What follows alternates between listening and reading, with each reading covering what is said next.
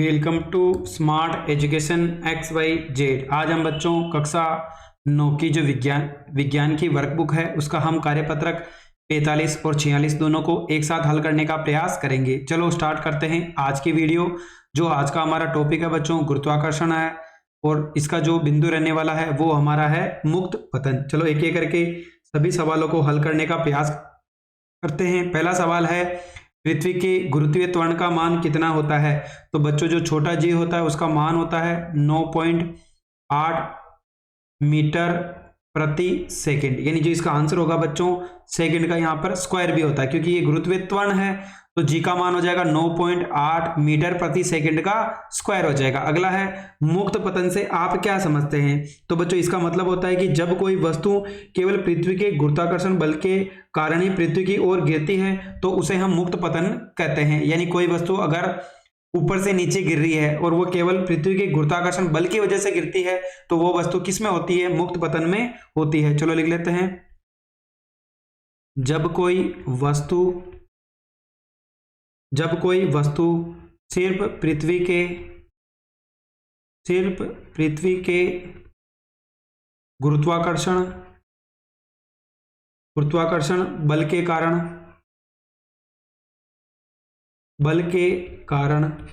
पृथ्वी पर गिरती है, पृथ्वी की ओर गिरती है तो इसे मुक्त पतन कहते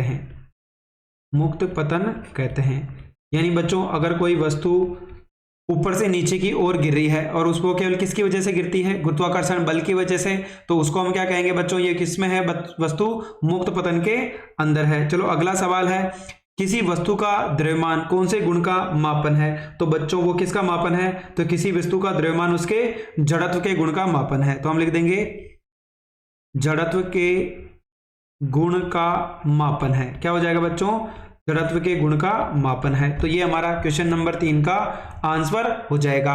अगला है कि बच्चों क्वेश्चन नंबर 4 है कि भार किसे कहते हैं। तो बच्चों भार बराबर यानी W बराबर क्या होता है, mg, यानी द्रव्यमान इंटू गुरुत्वीय त्वरण। चलो परिभाषा लिख देते हैं, वस्तु पर पृथ्वी का आकर्षण बल यानी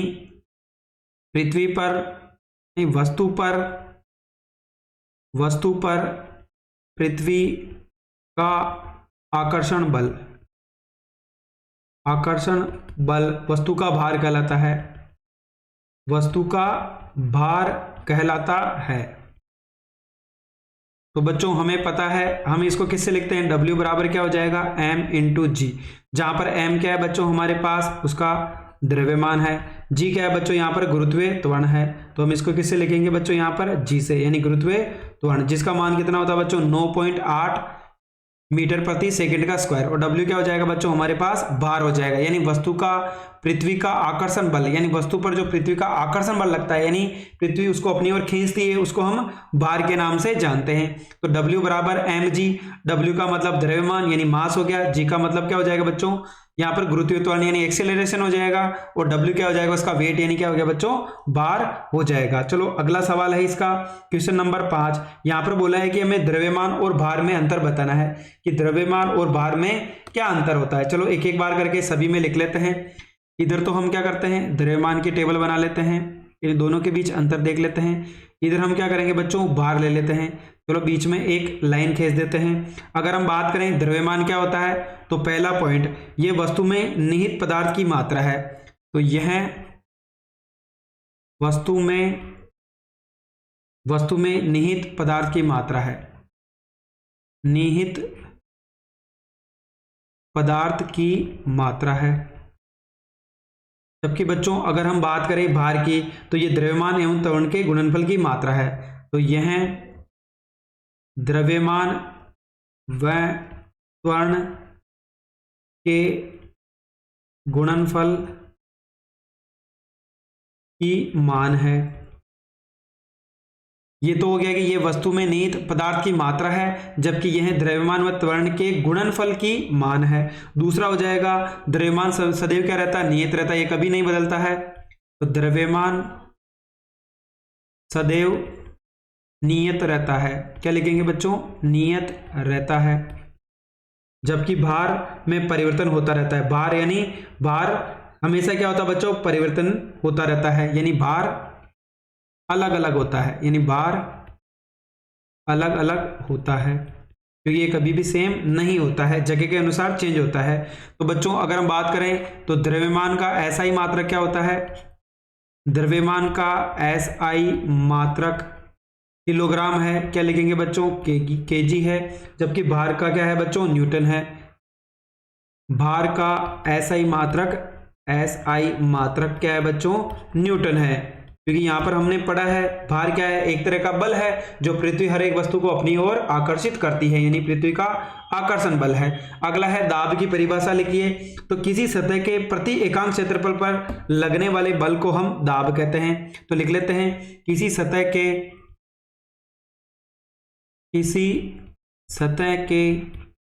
प्रति एकांक क्षेत्रफल पर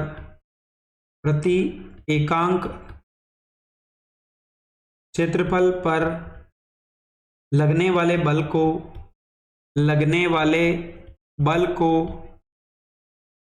दाब कहते हैं। क्या लिखेंगे बच्चों, दाब कहते हैं, यानी प्रेशर कहते हैं। तो P बराबर क्या हो जाएगा बच्चों, F/A, यानी यहां पर बात हो रही है कि दाब और उसका क्षेत्रफल एक दूसरे के व्युत्क्रमानुपाती है। इसका मतलब क्षेत्रफल ज्यादा होगा तो दाब कम लगेगा, अगर क्षेत्रफल कम है तो दाब ज्यादा लगेगा। तो अगर इसके मात्रक की बात करें तो बच्चों देखो, ऊपर बल है, बल का मात्रक क्या होता है बच्चों, न्यूटन होता है, तो ऊपर क्या आ जाएगा, न्यूटन आ जाएगा। नीचे क्षेत्रफल है तो क्षेत्रफल का मात्रक क्या होता है बच्चों, मीटर का स्क्वायर होता है, तो हम यहाँ लिख देंगे मीटर का स्क्वायर, यानी न्यूटन प्रति मीटर का स्क्वायर। और SI मात्रक की बात करें तो बच्चों इसका मात्रक क्या होता है, पास्कल होता है, यानी जो इसका SI मात्रक होगा वो पास्कल होगा। चलो अगला कार्यपत्रक है वो भी देख लेते हैं। अगर 46 की बात करें तो ये भी बच्चों हमारा गुरुत्वाकर्षण यानी अध्याय नंबर 9 पर आधारित है। इसके अंदर हम द्रव्यमान, भार, प्रणोद और दाब चारों के बारे में अच्छे से अध्ययन करेंगे। चलो एक एक करके सभी सवालों को हल करने का प्रयास करते हैं। पहला है, किसी वस्तु का चंद्रमा पर भार पृथ्वी के भार का 1/6 गुना क्यों होता है। तो बच्चों लिख लेते हैं, क्योंकि चंद्रमा पर गुरुत्वीय त्वरण का मान पृथ्वी पर गुरुत्वीय त्वरण का 1/6 होता है, यानी जो गुरुत्वीय त्वरण का मान होगा चंद्रमा पर वो पृथ्वी का 1/6 होता है, इसलिए वस्तु का चंद्रमा पर भार पृथ्वी के भार का 1/6 गुना होता है। चलो लिख लेते हैं, चूंकि चंद्रमा पर गुरुत्वीय त्वरण g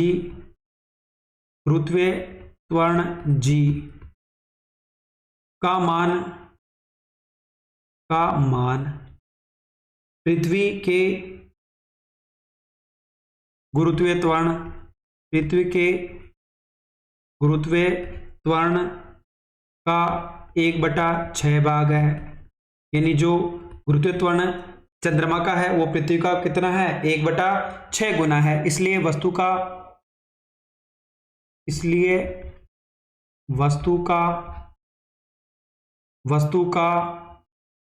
चंद्रमा पर भार पृथ्वी पर उसके भार का 1/6 गुना होगा।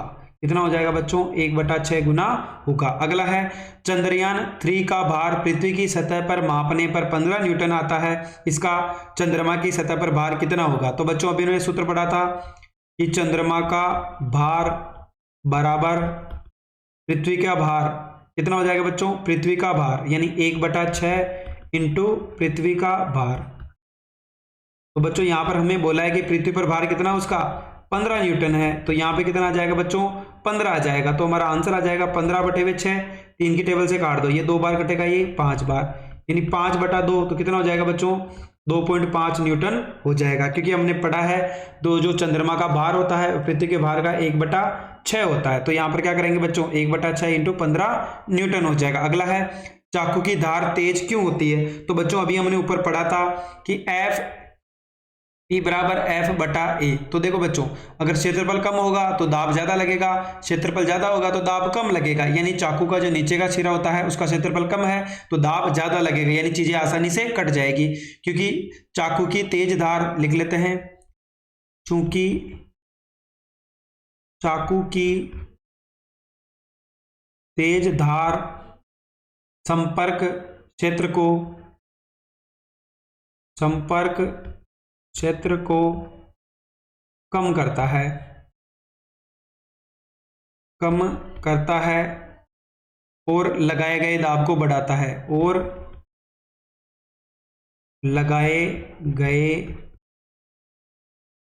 को बढ़ाता है जिससे चीजों को आसानी से काटा जा सकता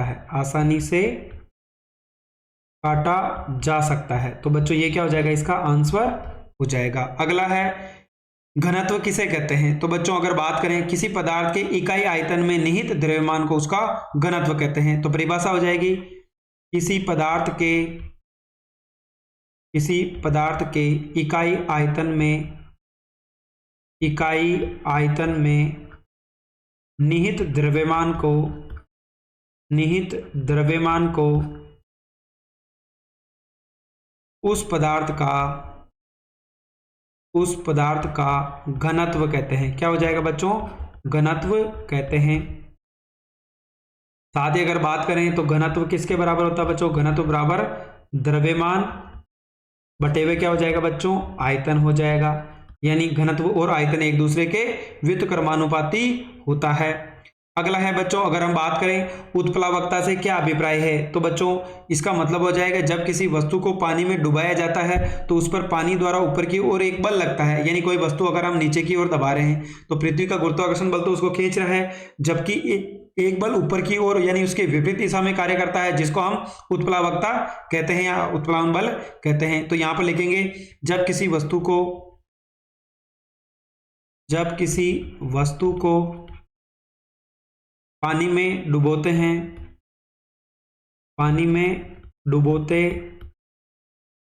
हैं तो उस पर पानी द्वारा ऊपर की ओर एक बल लगाया जाता है जिसे उत्प्लावन बल कहते हैं। उत्प्लावन बल कहते हैं। और यह प्रक्रिया